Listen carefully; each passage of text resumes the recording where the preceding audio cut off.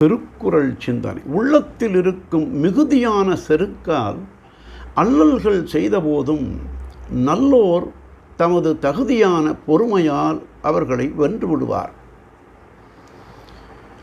தகுதி இல்லாதவர்கள் மிகையான குற்றங்களை செய்தபோதும் பொறுத்து கொண்டிருந்தால் அது பெரிய வெற்றியாக உயர்ந்து மேன்மையை தரும்.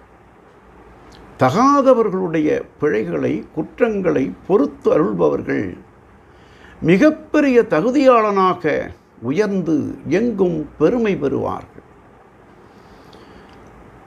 பொறுமை உடையவர்களை இந்த உலகம் போற்றி புகழும். பொறாதவர்களை தூற்றி அழித்துவிடும்.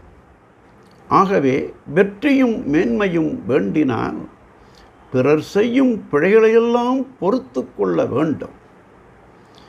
பிழை செய்பவர்கள் சிறியோராய் அழிந்து போவார்கள்.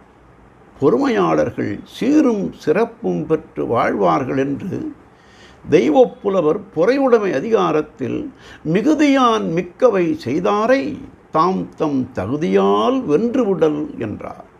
நாளையும் சிந்தி.